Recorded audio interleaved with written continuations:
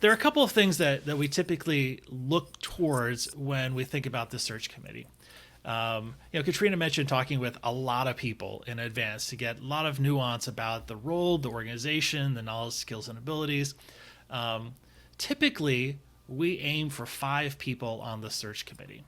Um, if you look at research shows that any more than 7, you have declining returns based off of with each additional person that you bring into the group.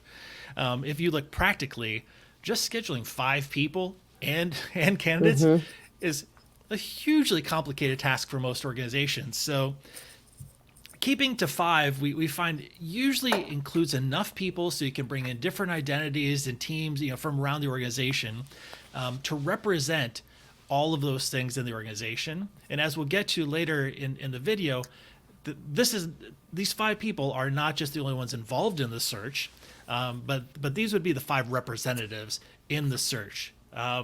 Typically are participating in every part of the process from phase 2 onward. And so in just a bit, we'll go through the different phases, but it's not just like these 3 people are involved in the phone screeners and these 2 people are involved in this.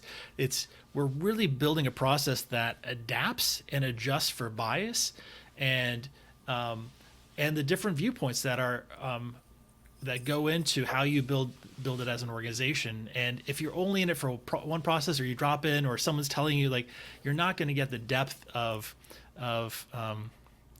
meaning and nuance that will help you create a process to really um, design it with your values and live those values. And so really looking for the broadest representation connected to the role and function for which you're hiring.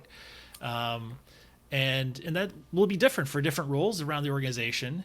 And then this lastly one is like only committee members meet with candidates, except in rare exceptions. Um, because this is like how do you not just have a meeting that's like completely based on bias? I've done this before in my career where like you have someone go through a search committee search process, and then at the end they meet with like a board member or members of the team who have, like, even if you try to fill them in on what's happened, there's still so much that you're missing, so much nuance. And so what are we asking of that person who meets with them? Do I like them? Do I not? Do I think they can do the job based off of the small piece of like that small piece of data that I got from that meeting with them? And then what can happen is, well, I really like candidate 2. I really like candidate 3. Oh, we hired candidate 1.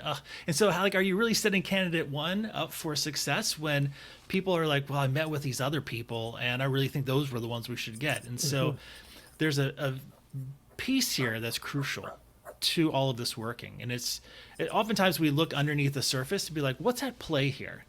And it's trust. Like, trust is kind of fundamental to this process, where like those who are not on the committee are trusting the people on the committee to represent their views. You're trusting that it's a rigorous process. You're getting that feedback about what those criteria are that people are using, that the committee is using. And so we found like this. We found like these are the criteria that really help when you craft a committee.